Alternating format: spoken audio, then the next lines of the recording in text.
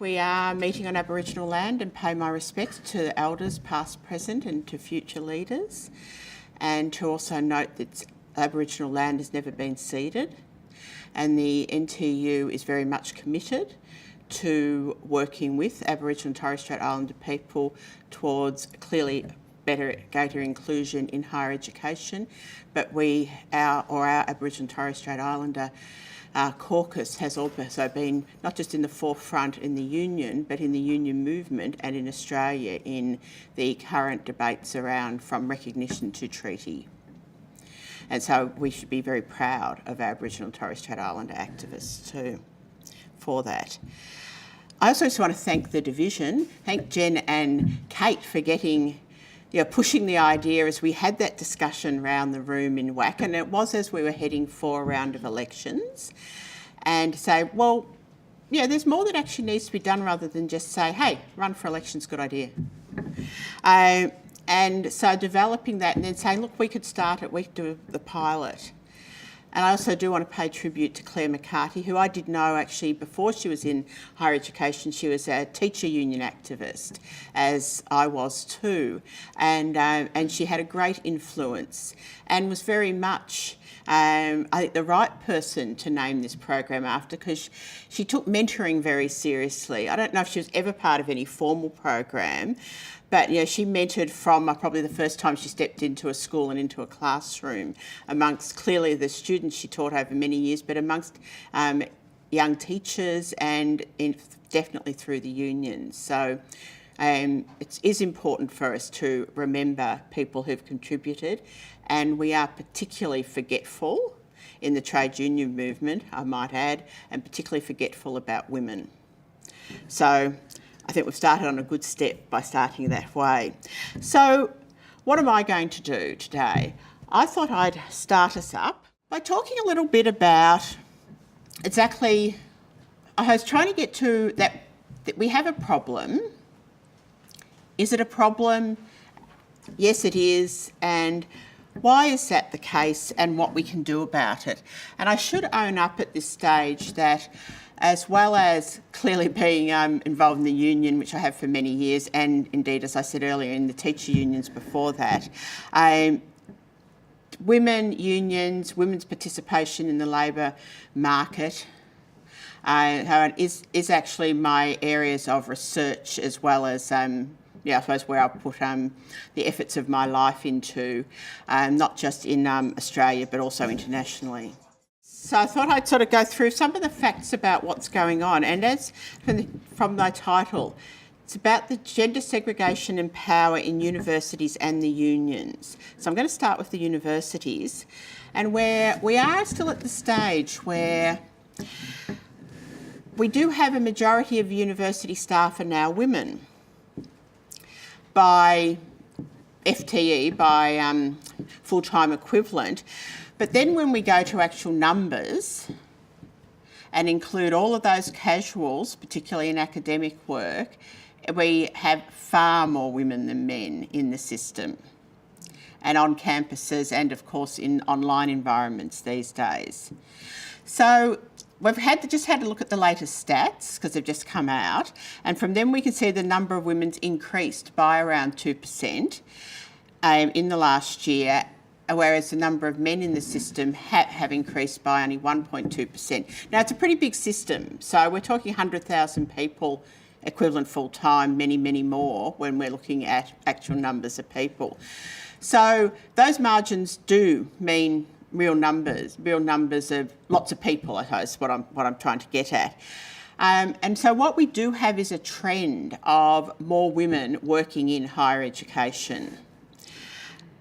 And indeed, the other part of it is that increasingly they're general and professional staff classified. So that's now over 50%. And amongst those, the majority are women. And that continues to climb as well. But what happens amongst general and professional staff, as amongst academic women, is that as we get into the higher levels, the numbers do drop off. And so we still do not have more than around a third of the Vice-Chancellors are women. But if we look across at the management level, at the directors, so the directors that manage the professional areas of the university, there's not many women there. And they tend to move in and out. So having a bit of a look at it, women pursuing and managing to maintain the pursuit of a career is still hard work. The other tendency we've got at the moment is for men to be, men particularly, but women too, but it does seem to be a bit of a focus on its men being brought in from outside. So career professionals in the universities are, career professional women aren't getting quite the go that they should be, because we still have that phenomenon of somebody coming in over the top. So the sorts of things that professional staff have always complained about, I think is getting more problematic. And so for women who've been a professional staff member for many years, holds all the knowledge, has been working way through trying to get reclassified and so on, then finds herself with some under 30-year-old bloke that's just sort of been parachuted in from somewhere because he knows everything apparently, because he's about to do an MBA. Sorry to anyone who teaches an MBA, there's some very good MBA programs. Just sometimes a bit of a problem with some of the students in them.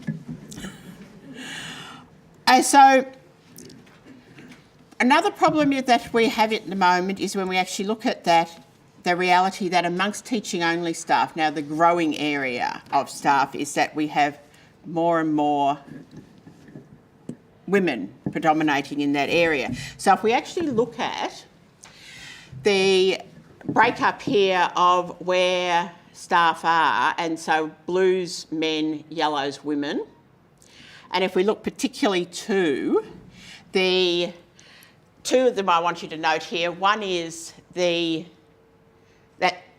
very rude in the education department stats.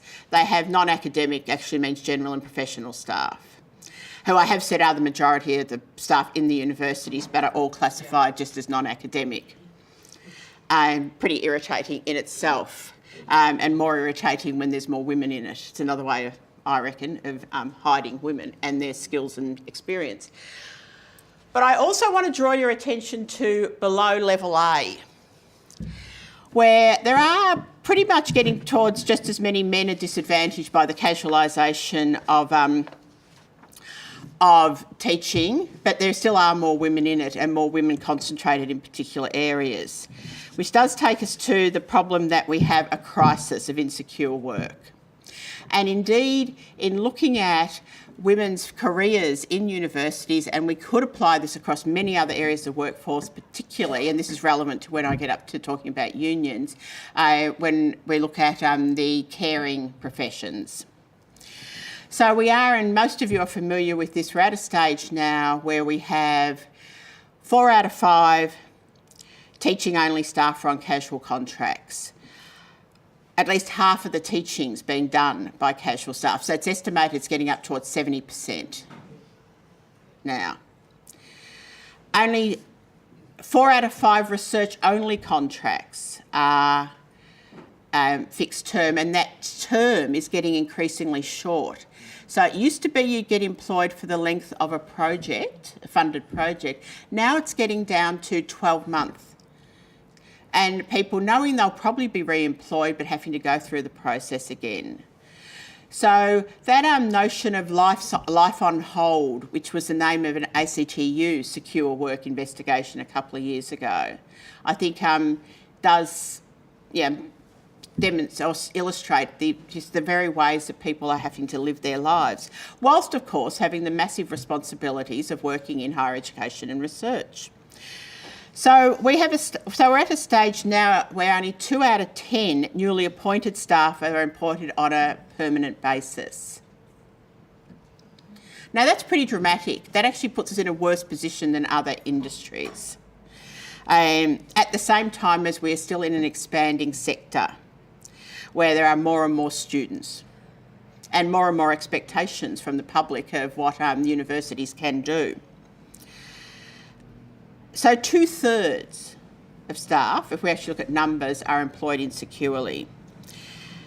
And I think the other one that matters here is that less than 1% of new university jobs since 2005 are ongoing teaching and research. Teaching and research academics, for those who aren't in academic work, are your regular academics. They do teaching, they do research, they do engagement, or whichever term their university prefers. They do a lot and do many more hours than, of course, they're actually scheduled to do. But they're also very passionate about their jobs. Teaching and research academics are being squeezed out at a very rapid rate to casualise teaching only and research only. Now, that has particular impacts for women because of there being more, as I said, more women already in the teaching only roles, and because women are in the lower level roles, as what were teaching and research jobs get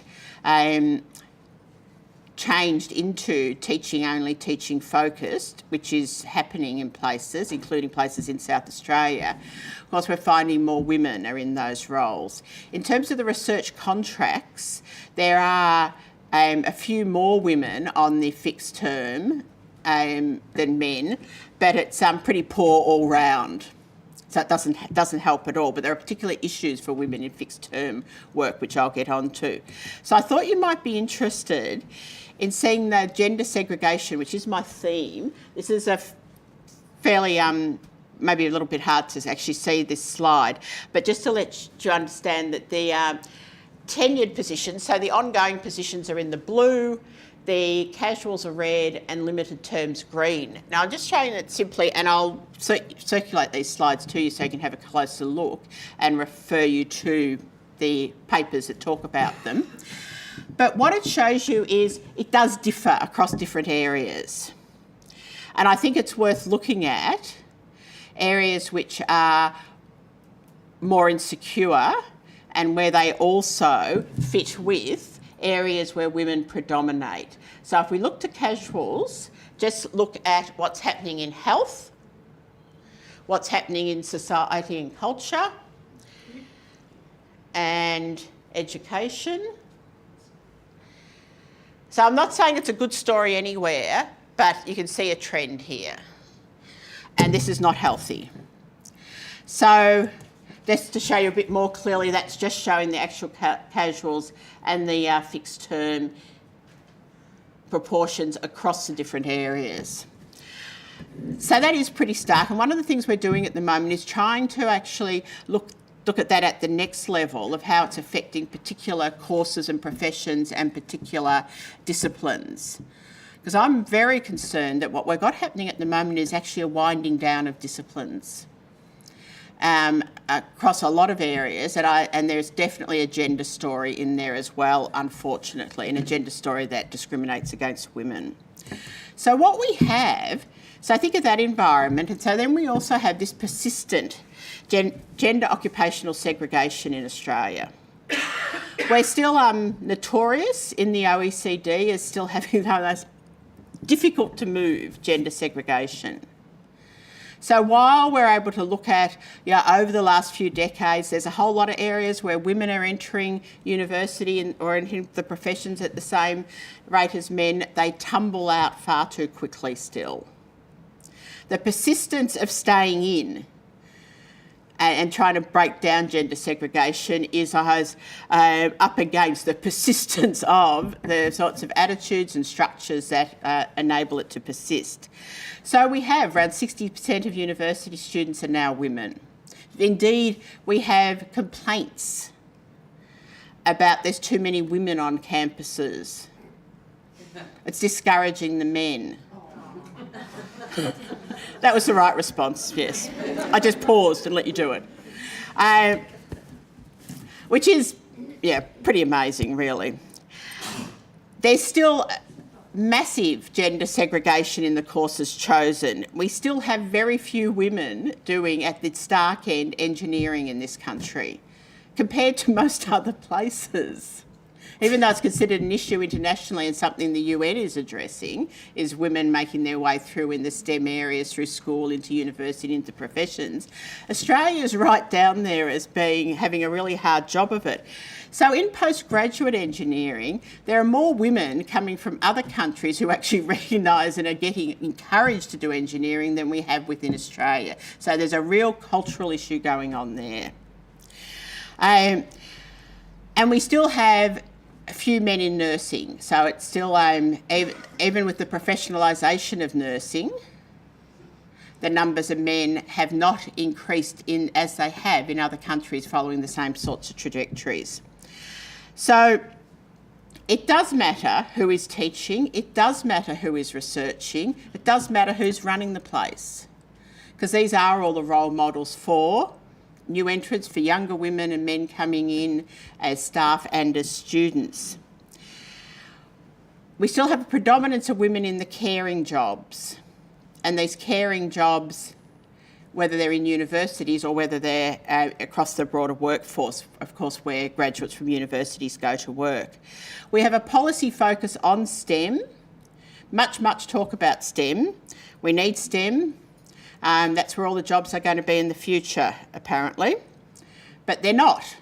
The fastest growing sector is actually the care sector, to use the expression care. Actually, I was in this interesting discussion the other day about should we rename care, because it's a bit too associated with women. If we want to encourage men to do it, we have to call it something else. So I'll let you think about what names to come up with for that, because presumably we don't want to care. Because what are we doing, accepting that men don't? Pretty offensive to all the men who do. So we're still on about the car. So when we're talking about policy, the sorts of debates that I'm often involved in as a trade union official in the broader movement will be focused on the car industry, mining and energy and so on, where the jobs are. There are few jobs, and where the new technologies, the new ways of organising work, there's fewer jobs. Again, for which I have to say I think is a very good thing. The sooner nobody has to go down a mine, again, the better, for people as well as for the environment. So the solutions are seen in getting men into female jobs, and we do talk continuously about women's and men's jobs in Australia. Still, it's like it was decades ago. But when we talk about getting men into women's jobs, we talk about what they're called, how to characterise them. Interestingly, we don't talk about them in terms of, or maybe higher wages and job security is the answer there. So our workforce is still characterised by the notion of the harvester man. Those of you who know your history, harvester was the name of the judgment that came up with the basic wage right back a century ago, or over a century ago now, and which came up with the amount which a man could support his wife and family frugally. It was always stingy. Modest comfort. In modest comfort, thank you, Susan. Comfort with a little bit of set, or you can have some tobacco. Yeah. So we're still adjusting how we work and how our conditions of work around this notion of how we add things on and make things work because so many women are in the workforce. So we still have a problem there. So what are our unions able to do then? Our last three ACTU presidents have been women. The current president, Jen Carney, comes from the Nurses Union. And last week, the first women's secretary was elected. Sally McManus from the ASU, and we have Janet from the ASU with us today. I'll introduce her in a moment. And Sally is making a mark already, and we're extremely proud of her. Yet, the ACTU and affiliates still really do struggle with achieving gender balance in senior elected positions, in conference delegations, and indeed the last Congress of the ACTU had fewer women on the floor than the one before. So it chops around a bit, but it was considered sufficiently problematic that now we're having yet another look at what sort of affirmative action methods are going to be used to try and balance things up because of the imbalance in favour of men. So this does remain an issue. Even now, women are nearly half the workforce and are now the majority of trade union membership. So, and I can remember, and looking at some others in the room, 20 years ago or so, we were all engaged in this get more women involved in unions and get up the number of women in unions, and it will all change. We've got up the number of women in unions, but it hasn't all changed. But what we have now is the typical unionist is no longer a man in a hard hat. Today it's a woman in a service sector with a degree. So that's a big difference too. And it also is part of what intersects the issues around the universities and unions, because union women are more likely now to have been to university. So that gives us a pause for thought as well. Our unions, though, are in deep strife. We are now at a stage where overall it's only around 14% of workers are in unions. It was 40% back in 1990. These are the recent stats. Don't tell the Australian. They know, but don't tell them. So density's fallen a lot, quite dramatically. Still better in the public sector than in the private sector.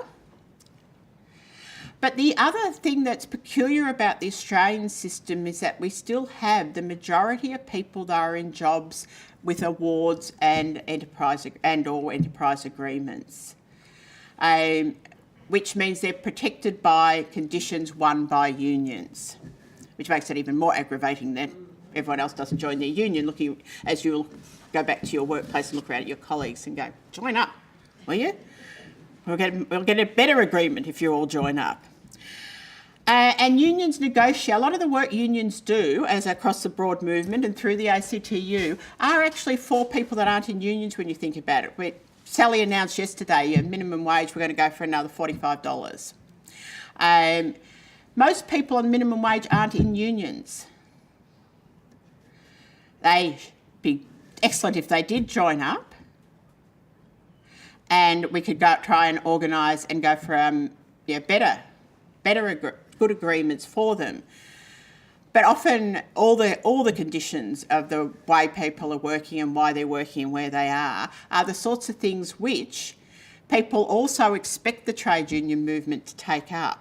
And you'll know this in yourself, that people will come to you when they know you're a union member or a delegate and say, the union should do this about this and this about that, and I've got some comments to tell you about what I think about Sally McManus at the same time, and you should do something about that. You know, well, what's the you? Where's the we? And so that is, I think that's part about the crisis of unions, is that the expectations on unions by those who actually aren't in work have as well. And because unions have always taken up those issues. And I think the other thing I just wanted to say, because again it's relevant to our sector as well, is the reliance on also having political influence. So we have relied a lot, and if we just look from the side around women, we've relied on parliamentary legislation to do a lot of the things which have improved the position of women. So where there has been, say, an industrial decision and so on, we've then needed parliamentary legislation to actually make it work. The Women's Gender Equality Agency and the various manifestations that's gone through is a good example, because it was something originally set up to monitor whether employers were actually doing what they're supposed to do by law. But a really good other example is, of course, what happened a few years ago with the ASU community and disability workers case, where the industrial decision was made that would have given people big wage increases, but there was no money there for it because most of these people were paid by agencies funded by government. And so the political conviction then to push that all the way through, getting support. In this case, it was actually one Julia Gillard had a lot of involvement in, pushing that all the way through and eventually getting the decision to fund. Now, this is pertinent to us in education, of course, because, again, we're in public education, we're reliant on government funding. Now, there's a lot of effort going into trying to destroy unions, and I don't have time to go into those at the moment. But the reality of women's increased participation and men's decreased participation is to do with unionised jobs and unionised sectors, as well as the efforts made by women and men to organise in the areas where women predominate. But we can't downplay that it is a lot to do with where there actually are jobs which are organised jobs now. So we're still, though, in unions are in male-dominated institutions.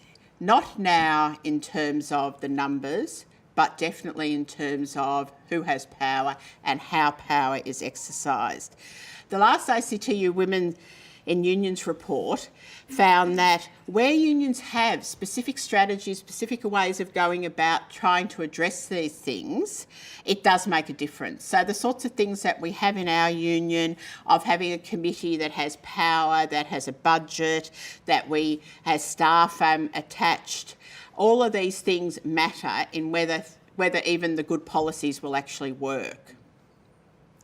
But where they do, it does make a difference.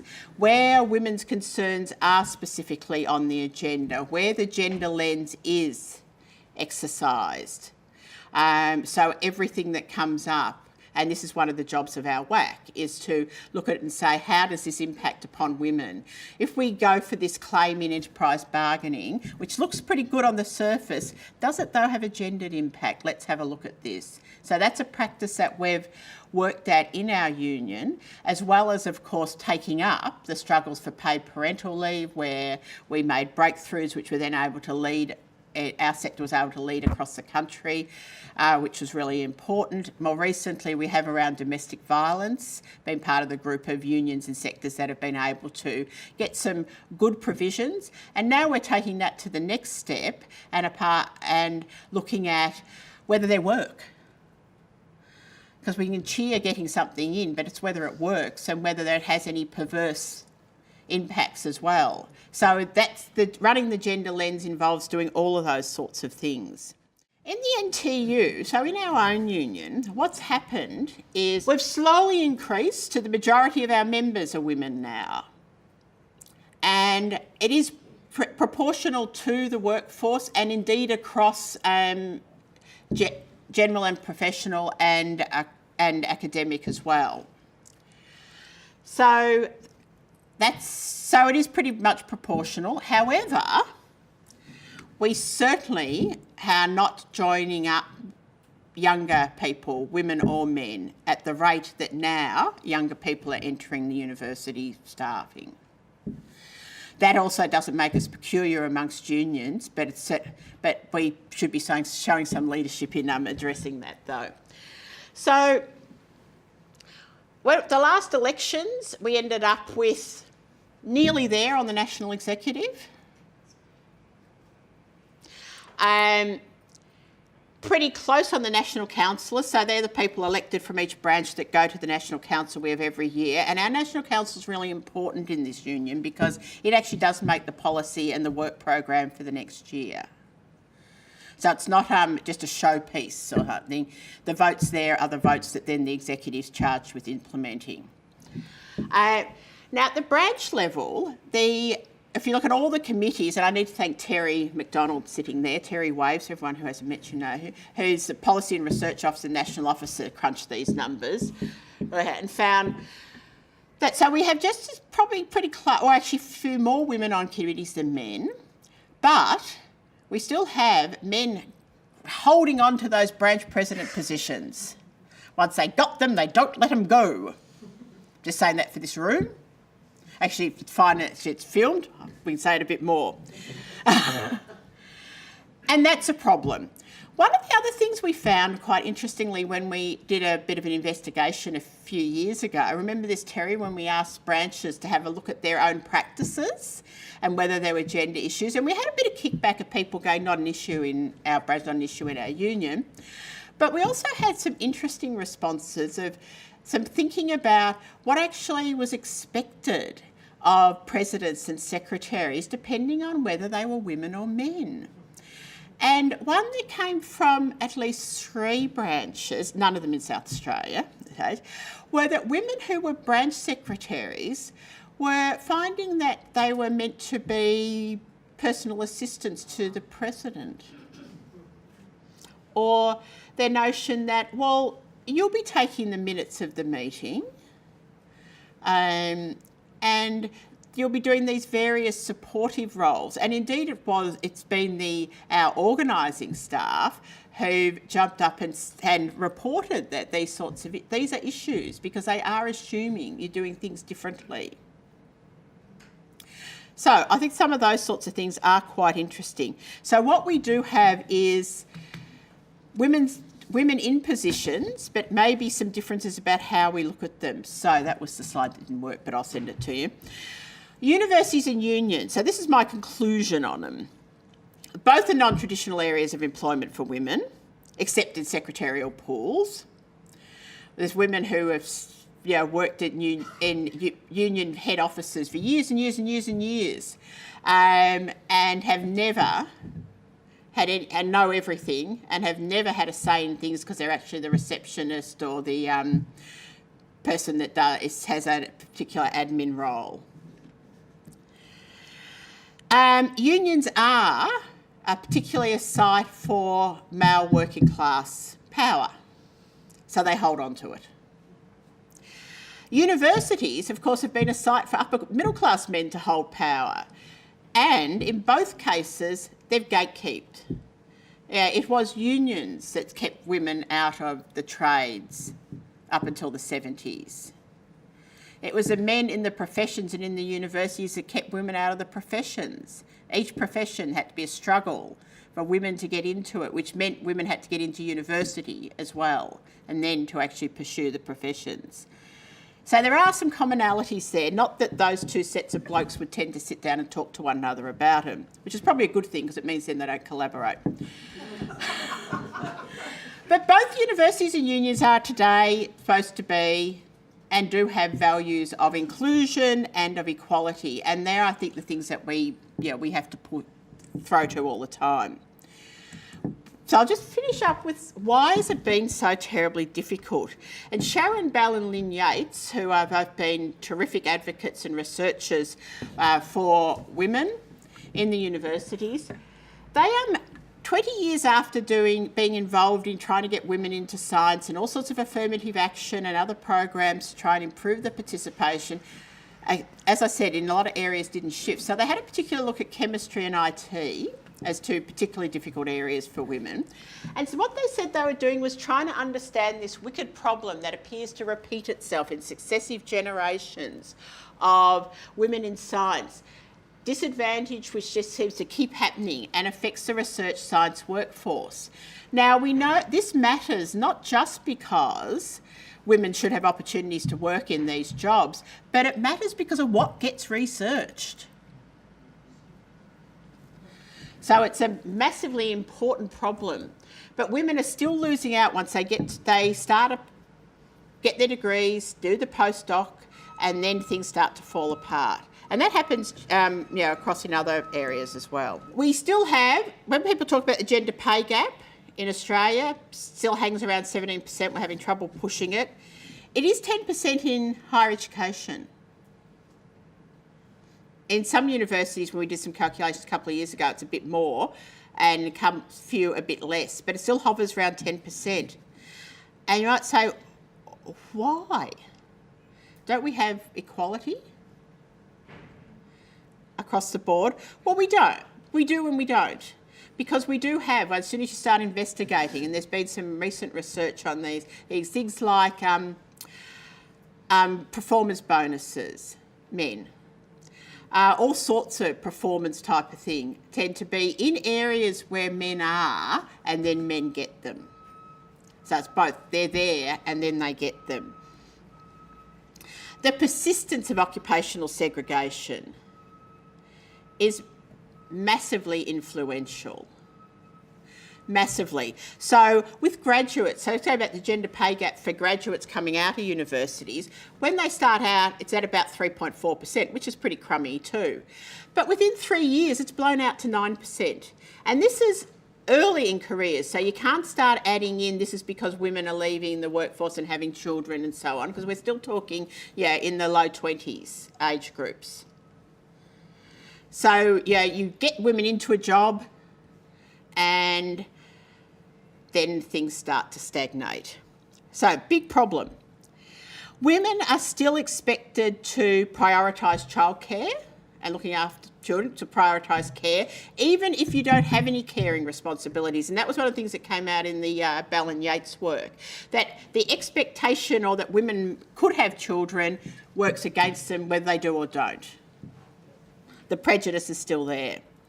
Then we have homogeneity, that we want to hang with people like ourselves. So and that's very hard to shift. And then we have the funneling of the marginalising women in jobs. And one of the really clear ones in higher ed is, of course, in teaching, where you get a bloke and a woman appointed to a new level B position, coming in with their host of publications, postdoc, all behind them. And somehow the woman ends up running the big first year, managing a heap of casuals, and the bloke gets said, it'd be really good if you finished that book. Yeah, and everyone who's in academia goes, yep. And amongst the general staff, same sorts of things happen. The work that it takes time and acumen and all sorts of things, women find themselves in, while it said, oh, look, you look far too busy doing that. We'll send him off to the committee where he will get noticed by the director. And let alone those who still experience meetings, which has been my life in unions and in universities, of sitting in meetings, making what you thought was a good comment and it being totally ignored, and then a bloke says it and they go, oh, fabulous, Bob. Yeah, that still happens. What makes a difference? Getting involved makes a difference. Intervening. So when that happens in the meeting, going, didn't Jen just say something? Speaking up with and for other women. Calling out sexism when it happens.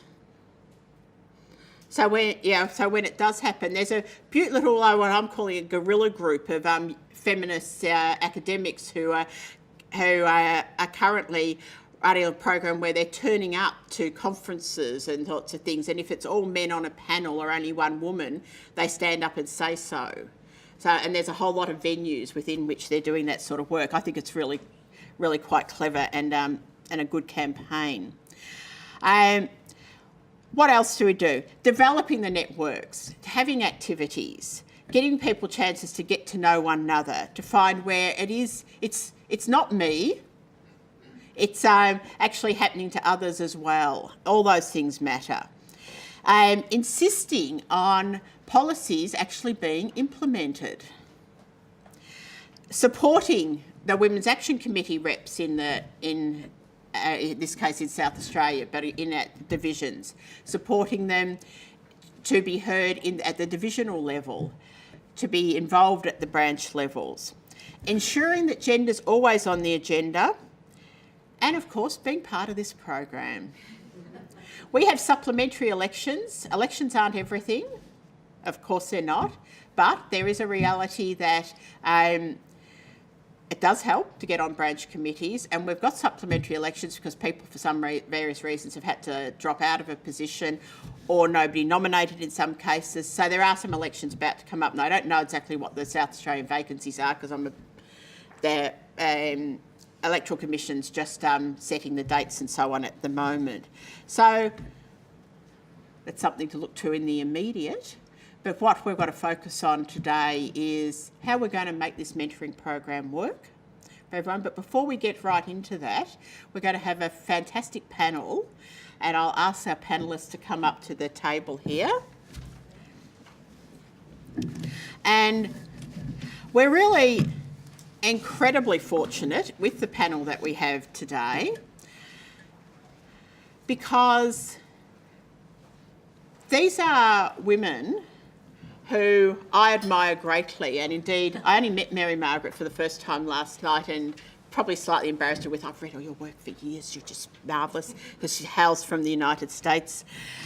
But so Mary Margaret Fono at the end here is Professor of Women and Gender Studies and a founding director of the School of Social Transformation.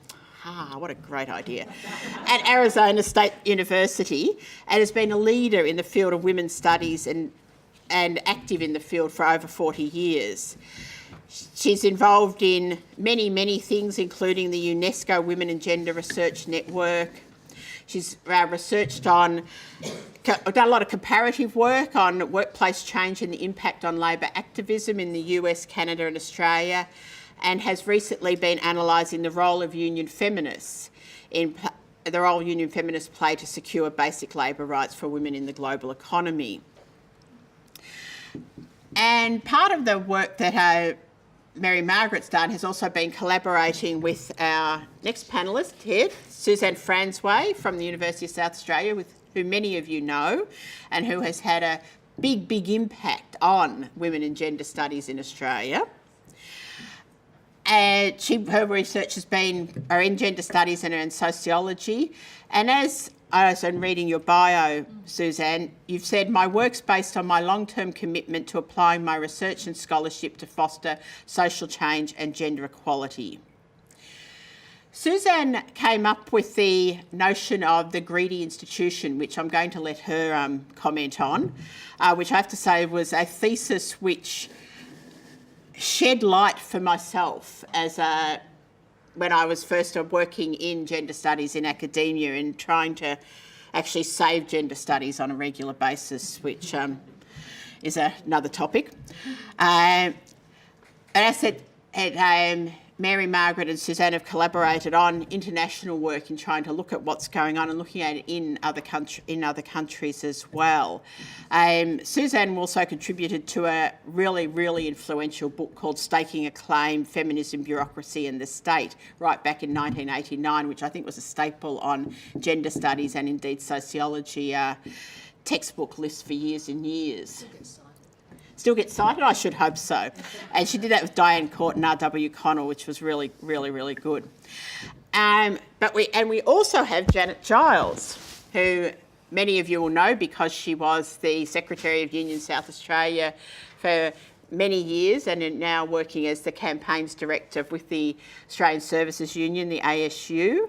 After I think you had a stint as the campaign director at the ACTU over in Melbourne for a while. And before all of that, she was the president of the Australian Education Union from 1996, I think, through to the early 2000s. So I was originally a teacher. The best job.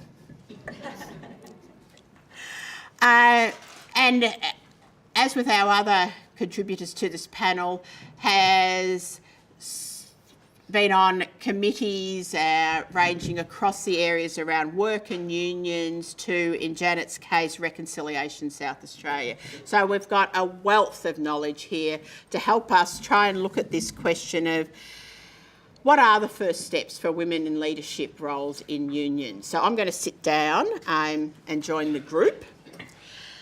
And then I'm going to ask for each of the speakers, the members of the panel, to make a few introductory comments, and then we'll open up to more of a discussion and invite your participation.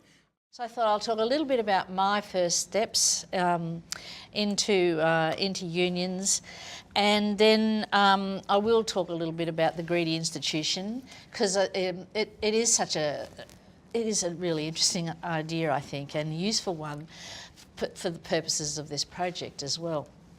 So for mine, I didn't come out of a family that had the slightest inkling about unions. It was a complete something that happened in the city. I come from the bush, and apparently, although I later found out that wasn't the case, their unions don't exist in the bush. But of course the Shearers Union has that fabulous history, which, anyway, and my father was a shearer, so I don't know how that worked out. my beginning of the union was actually caused by my employer, which at the time was a College of Advanced Education. And this now feels like maybe this was a golden time, but I was put on 12-month contracts. And so there were overwhelming majority of people were on tenure, but it was the beginning of that breakdown.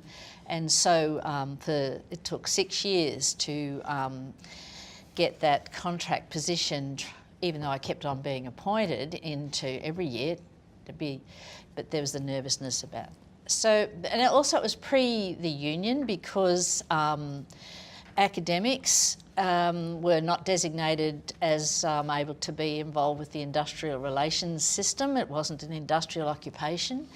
Only when the social workers won that right to be deemed an occupation appropriate to the industrial system in Australia could then we become industrialised and therefore have a union. So initially it was a staff association, which involved both everybody. It involved the general and professional staff as well as academics.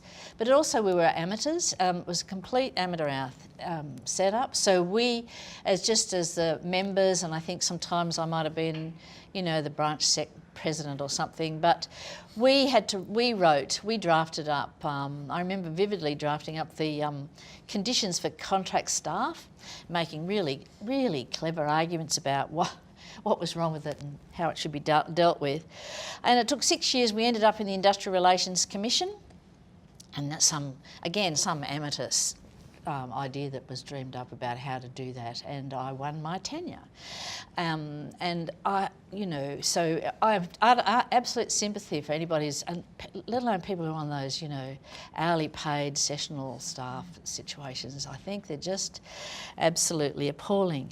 But the advantage for me in that process, that 6-year-long process, was that it meant that I became connected with, for all sorts of reasons, with the other unionists in the city of Adelaide.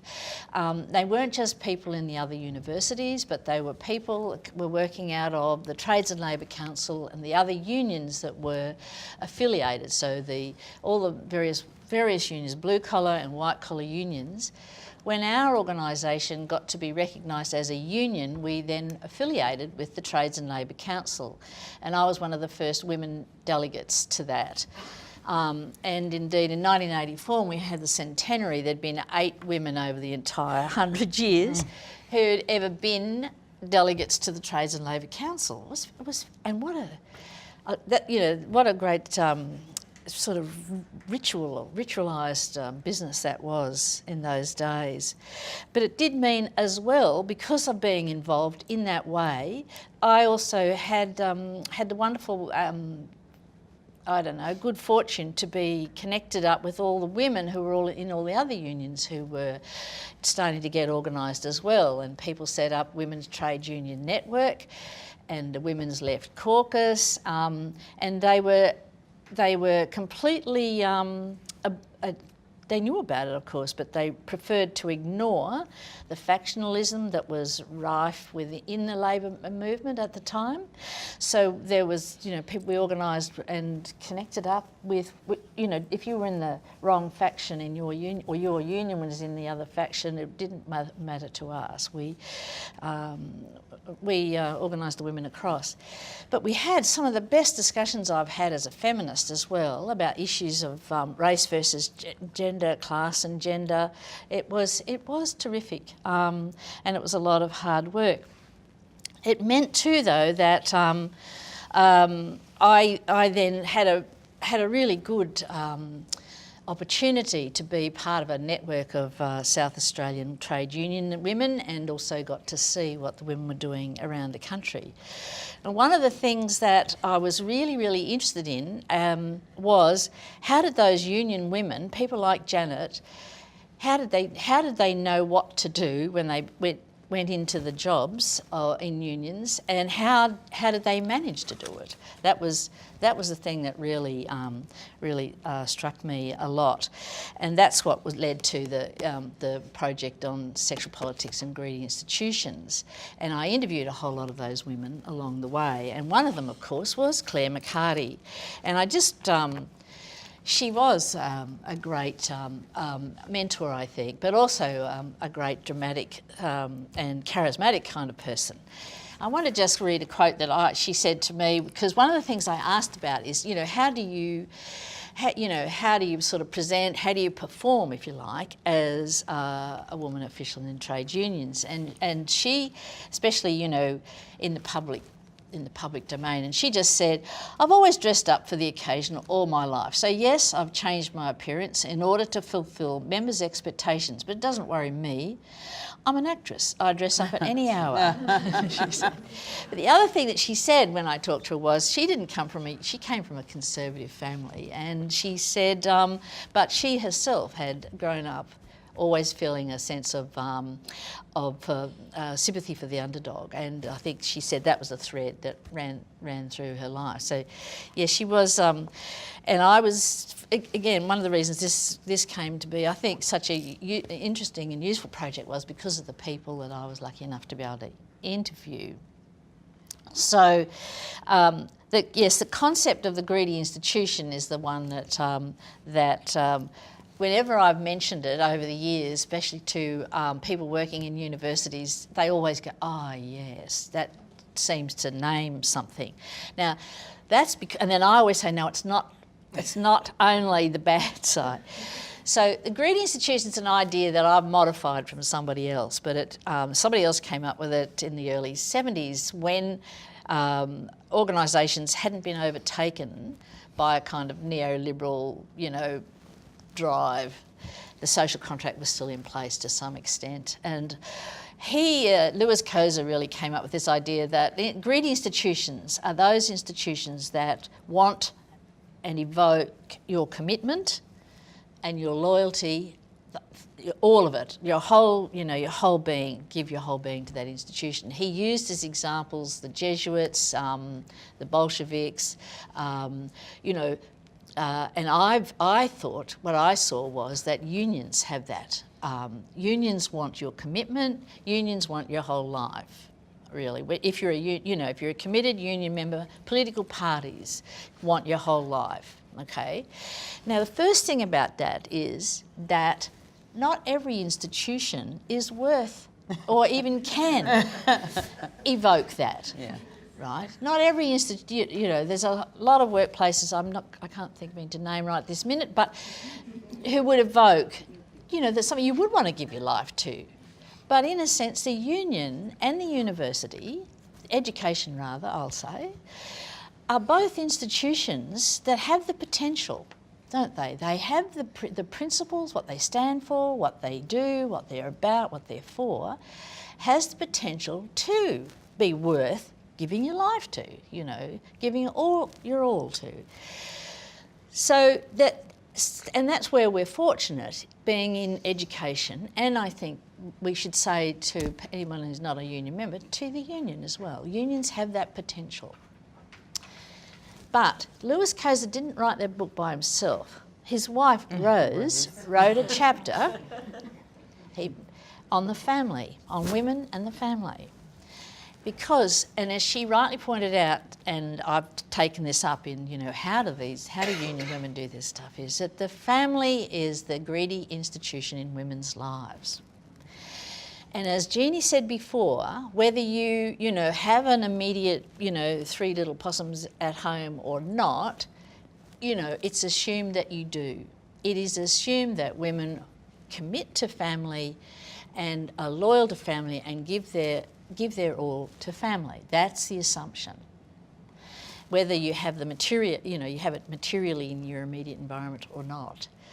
So then the question is, for particularly, say, women unionists or academics, that's 3, but anyway, how do you commit to 2? How can you be committed to 2 greedy institutions, the union and the family, as a woman?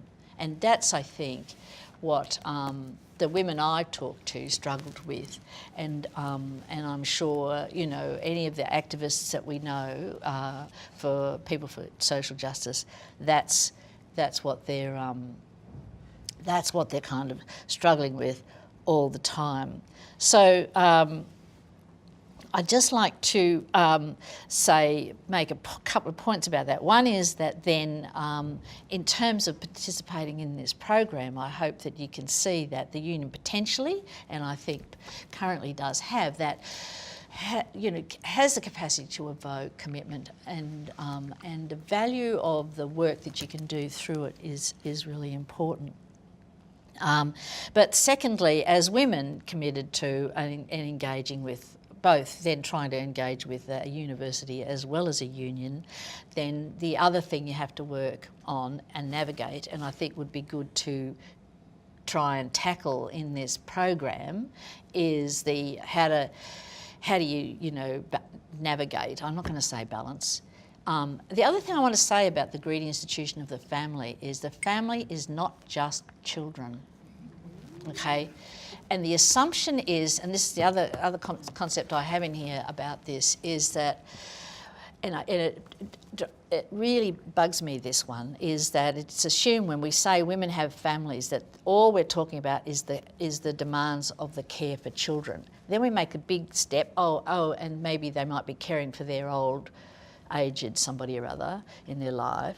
What gets completely left out, and it has been overlooked ever since the 1970s, is that the assumption also is that women will be caring for everybody else, in particular adult men in the family. And that gets, like, we used to talk about the need, men's demands and stuff, but that's in the name of egalitarianism. We now assume everybody's equal in the family and the men are in there being equal and whatnot. But that's not the case, and the data is still very, very strong that it is assumed that, and it happened, and it's the case that women's work, family work, involves particularly the care of men. So yes, they might be cooking meals for kids, but the men are, eating those meals as well, and so on. You know what I'm saying there. And so I think it's also really important to keep that on the agenda when we're talking about women and balancing family. It's not just about balancing those few years when people are trying to deal with little children and childcare issues, and then the teenage years and so on. There's a whole decades of the other care demands that are put on women to care for the other adults as well as the older ones. So that's a really important one. Finally, just to say, women. I'd just like to give you a couple of quotes, though, of the couple of people about the value of the unions. The people said to me was, one of them was being involved in unions, even as a greedy institution, what are the opportunities? And one woman said to me, where else do women get an opportunity to lead? Even now, even in spite of what, but to challenge the status quo, to use political passion in a constructive and focused way. And she went on to say, I had an ideal and a passion that things must change and will change, and they'll change through determined work by a minority of people. It's never been a majority, it's always been a minority. And I think at the moment Sally McManus is modelling that really well. And the other one that someone said was, being involved in unions isn't just a job. It's a political and social position. So obviously you get a sense of personal fulfilment. That's what I'm saying about the greedy institution side. Simply working in this area because it fits with your commitment. So I'd like to sort of leave you with that kind of as a starting point at least. Thanks. Suzanne. Right. Okay. I'm going to focus on talking about the practicality, I suppose, of being an active woman, trade unionist, feminist, and really a bit about what it takes for women to get where we have been able to get in the union movement. And my background is basically very focused on being an organiser. I've always been an organiser. It's where I started as a union official.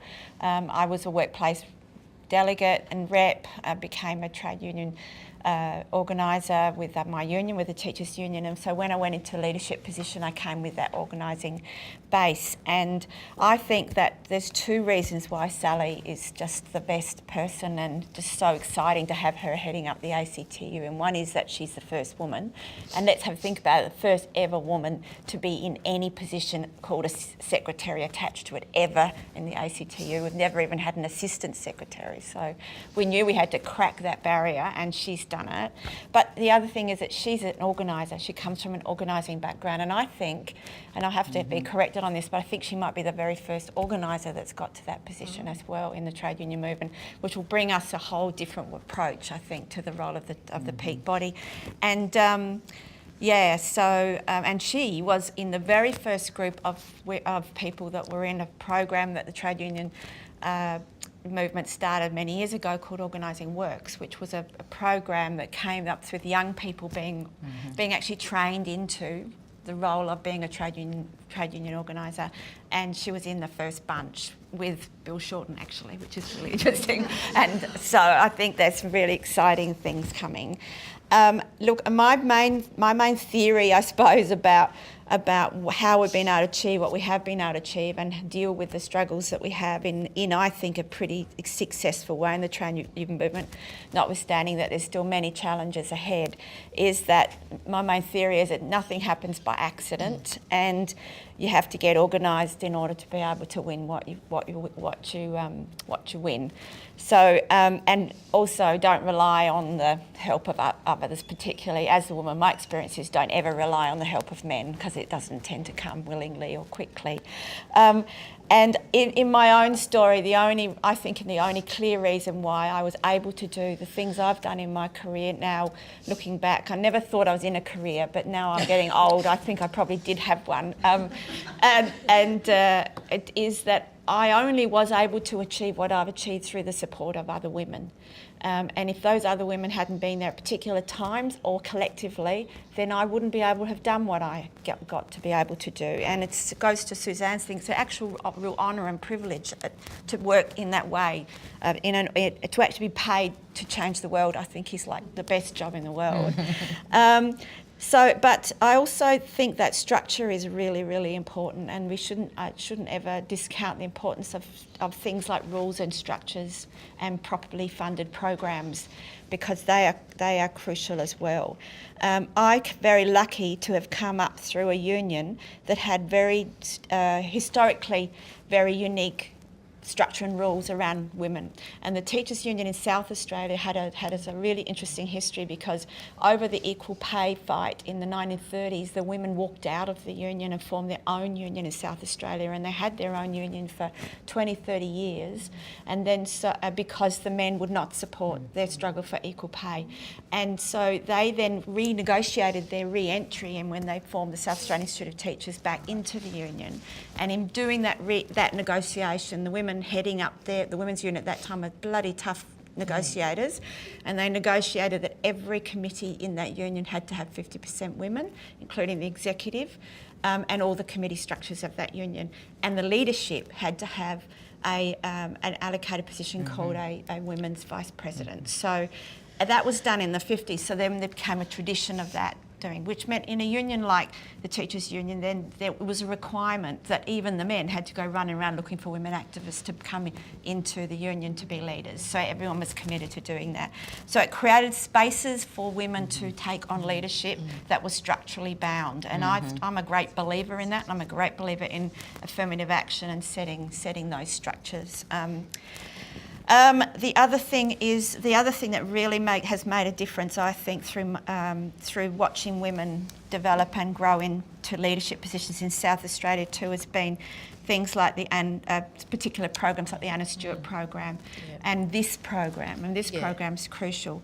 And a number of unions have had women leadership programs, but the Anna Stewart program is probably the most successful union training program in Australia. In South Australia, it's been going for nearly 30 years now, continuously, and that is about a bunch of active women members who are given an opportunity to work shadow in their union, learn about being a union official, or working out where they wanted to step up next in their union, to give a bit of a boost. When you look at a study of what's happened to those women who've done those programs over that 30 years, it's phenomenal what's happened. Just it was 2 weeks training and support, just 2 weeks, okay?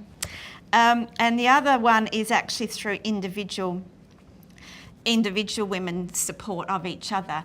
And look, I think I've got also another. I do a lot of theories, but my other theory is that Adelaide is a bit of a special place. I don't know whether you'd agree with that, Mary Mark. I do. I've been here 10 times. I think as someone that loves history, and I love that theory that places develop the way they started, and our history in women and feminism and women's struggles here in our state has been phenomenal. But in the trade union movement, as Suzanne described, there's always been this really close relationship between women in the trade union movement and women academics and feminist academics. And that has created a space for us to really think through things deeply and come up with strategies that aren't just related, tied into the structure of the trade union movement, but a much bigger and broader thinking. And the fact that we get the biggest International Women's Day breakfast here in the whole, probably in Australia, probably the world, with over 2,000 women, ordinary women in this place, turning up to sit and listen to a woman speaking about being a woman or feminism every year is quite amazing. So I think that we've been able to do some really good things in this state. So we've always worked together, as Suzanne described, but I just also think that women supporting each other is absolutely crucial. And I've got a bit of a story about Clare in relation to that, because personally, I wouldn't be able to get where I was, to even start where I was, without, first of all, the support of Leonie Ebert, who was the first women president of Say It, the new body, following the amalgamation. I was just a stupid young thing of 23 or something, said, I'll be an organiser, and went and applied for a job, and totally stuffed the interview. And she fought very hard for me to come back, and then gave me the advice and support of friends of hers to train me up to come back to the interview, and I got my first job in the union. So that always count that as one. But Clare and I were elected at the same time, and she was president, I was vice president, but I didn't run on her ticket. We actually politically were different. And we argued politics. We didn't always agree, which is, I think, another thing. You don't have to agree to support each other. And the two things the one most significant thing that I found that I got support from Clare, because Clare would support women. She would actually support other women regardless of factual politics. And I was, I came in to be the vice president when my son was 9 months old. And so when he was 4, I wanted to be able to spend one day a week with him before he went to school, because those precious years, and then they're off to school. So I wanted to go to be, and there was no rules in our union where you could be a part-time elected official. So what I had to do is actually go to branch council, which was 120 people who came from all over the state, of our delegates, and argue in front of branch council that they would allow me to vary the rules in order to be able to work part-time to look after my son. And people were opposed. They thought it would set a very bad precedent, because elected officials should be full-time. But and even some people in Clare's factional group were arguing against that.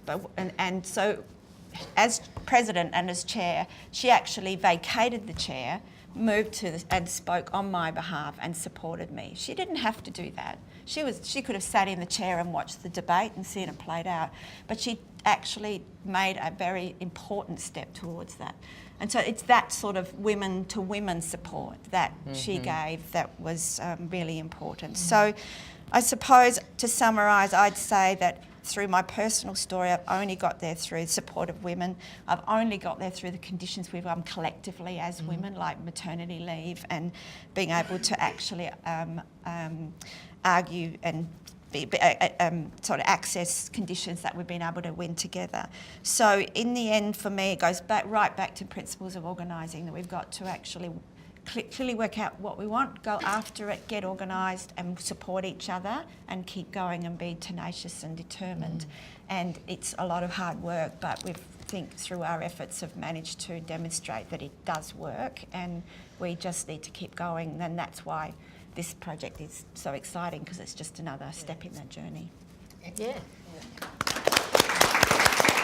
I grew up in the steel country in the United States, around the Pittsburgh area, And I spent many decades studying the efforts of women steelworkers to carve out women's committees and equity structures so that a male-dominated union could represent their interests. And a part of that was the creation of a women's leadership school called the Women of Steel. And it was a mini women's studies course whose goal was to give women some of the tools they would need to be a minority in a very male-dominated space, to be able to speak up at union meetings, to be able to participate in politics both inside and outside the union.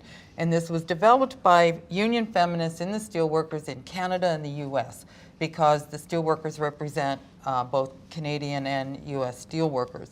It took the women 25 years to get from standing up at a big international convention and presenting a list of 7 demands to getting to a point where they had institutionalized equity structures like Janet was talking about, committees, conferences, newsletters, leadership school, a network of women's committees that spread throughout the US and Canada, so that these equity structures became platforms and staging areas for a more radical politics than you would normally have if you were just focused on your own particular local or state or district.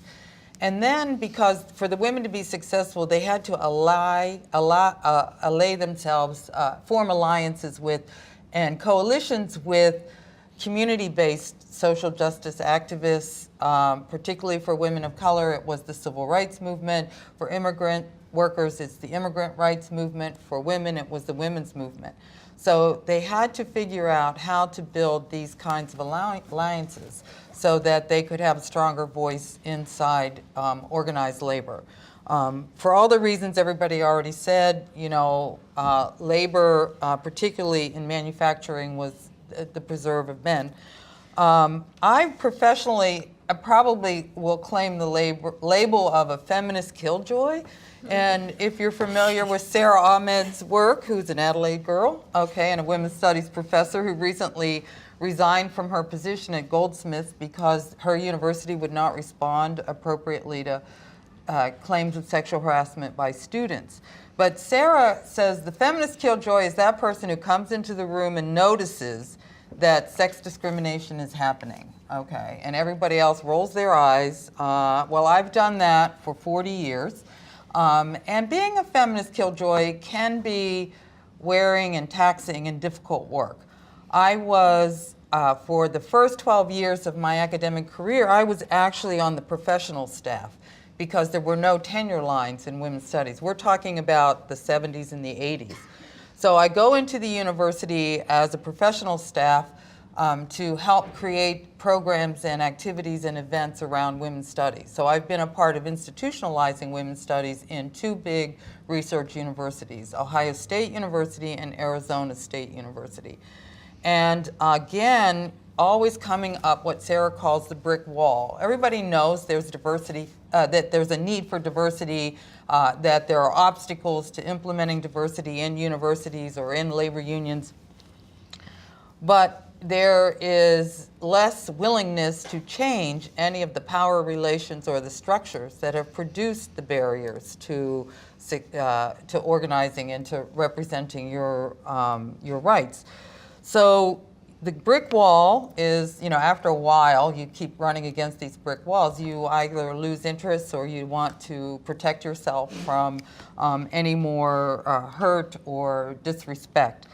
So when I went to Arizona State University, after I got tenure based on writing about women steelworkers. That was the book that I wrote in 2000, and it was published in 2003. And I gave my first talk here in Adelaide about the book to a WMDOI conference where I was the dinner speaker, and we talked about it with the women steelworkers and all the women in male-dominated unions.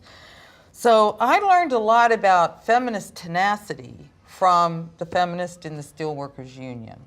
So these women had very tough experiences on the job, very tough experiences in their union, and they persisted. Persistence is a word now that's carrying much cachet after basically the U.S. Senate told Elizabeth Warren to shut up and sit down. And yet she persisted in being a feminist killjoy. Okay, so it's like there are repercussions. And I just want to reinforce how difficult the moment is right now in both Australia and in the U.S. Universities are under assault by the neoliberal agenda and by the rise of populism. The first week after Donald Trump was elected, a state senator in Arizona tried to introduce a bill that would outlaw universities from teaching courses on race, class, gender, or social justice. Okay, so women's studies at Arizona State University is 40 years old. It teaches 6,000 students a year. It has an MA, a PhD, an undergraduate degree.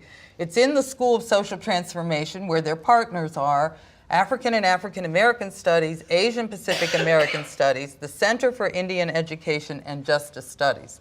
So we have faculty and students. We teach 12,000 students a year. We have 1,000 of them pursuing degrees or certificates. Some of our certificates are in human rights, they're in economic justice, they're in disability studies, in addition to having degrees in all of these fields. So together we're a lot stronger than if we were apart. But forming that school, even with all these progressives, with commitments and passions for justice and equality, proved to be very challenging, because not everybody is situated in the university in the same way. So power circulates in the university. Tenure-track faculty have more power than casuals. Professional staff have less power than tenure-track faculty, okay? And certain disciplines have more power than other disciplines. So to pretend that we're all women without these intersecting other power dimensions that situate us in every circumstances differently is a challenge. So we have to form a certain amount of unity to achieve goals and objectives, but at the same time we have to recognize that these are deep and painful divisions. Now what's happening in the US, both the right and the left are blaming feminists and women and black activists for identity politics. Like identity politics caused the neoliberal agenda in higher education. Feminists, are responsible for the problems of coal miners, because the Democratic Party listened to feminists instead of to white industrial workers, okay? As though none of us have these competing. I came from this steel producing region. My grandfather was a Greek immigrant. He worked in steel mills. My uncle worked in a steel mill. My other uncle was a railroad worker who was a strong unionist, okay? So we go, all of a sudden, academic liberals are being blamed for the problems that led to the election of Donald Trump. Well, my issue is I want to be responsible for unelecting him. Okay, so okay, I have looked at every analysis, believe me, about why he won, and it is a very narrow vote, which suggests, as Jana points out, organizing will be effective, because we can undo a lot of the damage very quickly if we're organized. So how is labor going to ally with the women's movement, with the Black Lives Matter, with Standing Rock? Okay, we're going to have to find ways to do our own thing and ways to come together, because we have expertise in different areas. And labor has always been interesting to me because it is a united front movement. Okay, it already had to deal with a lot of even political factions, as Janet mentioned, were difficult. So unions have a history of trying to bring immigrants together, however messily it is, okay, but they have a commitment to it, okay. So I've been focusing more recently on what does it take to do that kind of activism, okay, in challenging and difficult circumstances. And of course, Suzanne and I will write a book about that. We'll interview Janet again. Okay, so part of it is coming here and meeting and talking with you. So I looked around and I said, well, how can we prepare? We have all these young people at ASU interested in social change, social justice. They're feminists, they're queer activists, they're organized around immigrant rights. 40% of our student body is Latino. They're organized around incarceration. They're organized around economic justice for low-wage workers. They're organizing around reproductive rights and justice.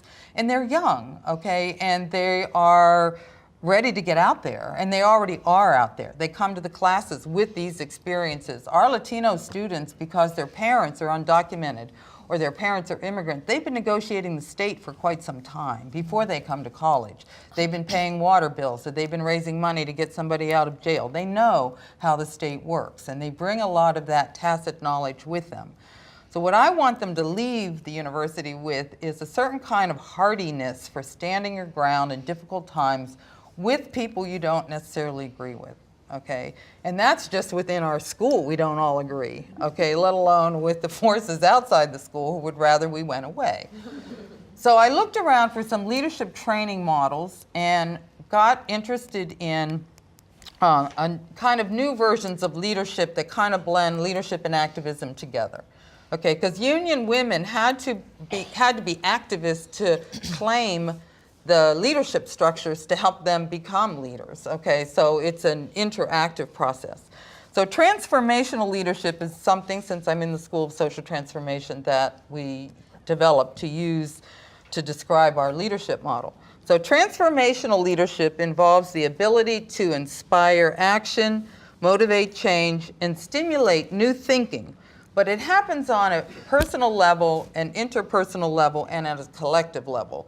So it's like trying to create the capacities in individuals to be present, more focused, more aware of their environment, and to be more aware of their own biases, how situations might trigger their own emotional background, so that we want them to be able to accommodate difference, to acknowledge their own or become aware of their own biases, to be able to regulate, I hate that word, their own emotions. But you have to remember I'm with young people, right? Not that older people don't fly off the handle. But emotional self-regulation, which is like not reacting to past tapes that tell you this is, just like when mom and dad argued at home, when somebody in your group just disagrees about a tactic. Okay, it's not mom and dad. It's not, what the baggage you bring with you. And also to recognize, interdependence, that we're all interdependent, that we can't really succeed, move forward, be human, to flourish without the understanding of how other people have helped you, how you have a responsibility to help them. And this is, of course, going to be important as we come to understanding how it is to be in alliances and coalitions with people that you might disagree with a little bit of something. You don't have to buy it wholeheartedly, but you have to be able to come together enough to achieve an impact. So how do you get there? How do you get this flexible thinking? How do you get this ability to control your emotions, to be more empathetic, to not shut down and run, to stand your ground in difficult moments? Well, I've turned to somatic education. Some of you may already have somatic practices like Tai Chi or yoga or movement of some sort. The one that I've been using, and I work with a colleague at ASU, is called Feldenkrais. Maybe, Suzanne, can you put it on the board over there? Feldenkrais. Spell it for people. Yeah. So Feldenkrais is a method that dancers use, athletes use, actors use it, and it's based on slowing down very small, minimal movements that are slowing down the automatic impulses that run through your body. It gives you some spaciousness so that you can feel how your body is responding to every situation that you're in, so that you can become aware that you need to step back, to perhaps take a pause, become more grounded. So I'm going to give you a little opportunity to experience Feldenkrais in a minute. So I'm not going to go and tell all of the secrets about it. Okay, so my Feldenkrais practitioner teaches a Feldenkrais course in the dance department. And then he and I teach a course called Transformational Leadership and Embodied Activism in my School of Social Transformation.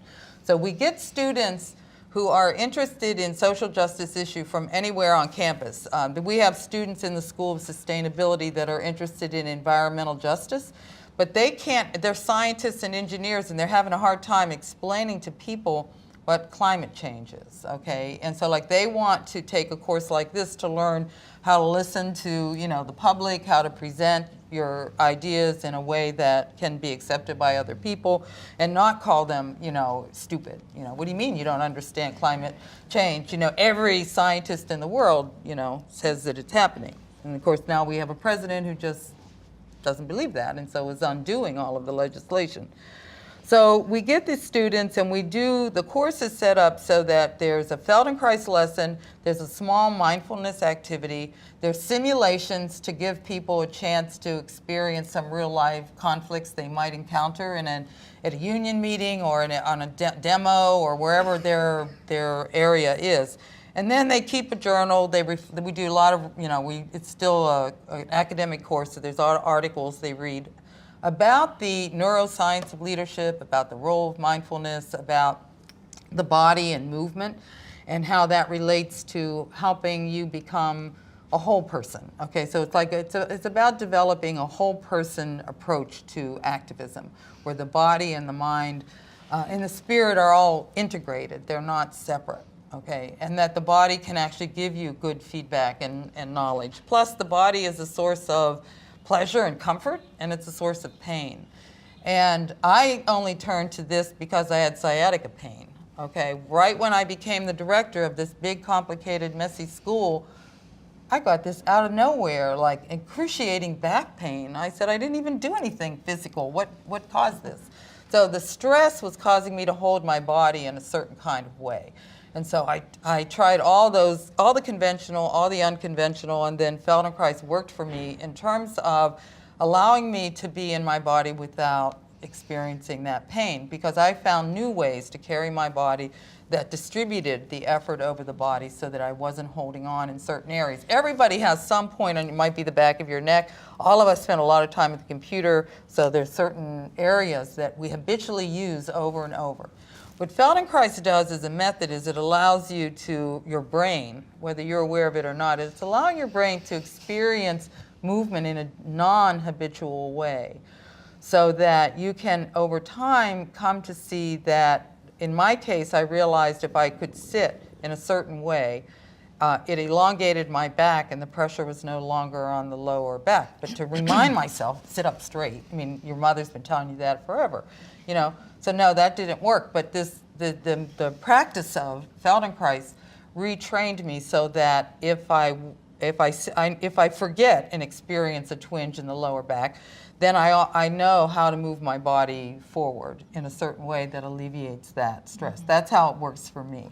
I learned little techniques that I could use under the table, rocking my hand in a certain way that it reminded me to create more spaciousness, to listen deeper, and not to overreact. And in my position, I had lots of difficult and challenging conversations, some of which had to do with race and class and disability, because we're in a social justice space, but yet students would experience homophobia in the School of Social Transformation. And they go, you hear that in the union too, right? You know, Yeah. What? There's sexism in the union, there's homophobia in universities, you know, there's discrimination against people with disabilities. And I'm like, wait, I'm your friend, you know, like I'm gay, I said like, this is like, I'm not trying to do that. So, but I got defensive, all right, because I didn't want to hear that. And I had to learn how to pull back, how to listen, how to try to understand their perspective. The course has been modified to teach to Pueblo leaders in New Mexico, and my collaborator and I taught 2 different cohorts of Pueblo Indians who are pursuing a PhD degree in justice studies. They're already leaders in their communities, so some are lawyers, some are community organizers, some are healthcare workers, and they are suffering from, you know, the pain of historical discrimination and injury, and so like that's a part of what they bring to the table. And then we've modified the curriculum so that we deliver it in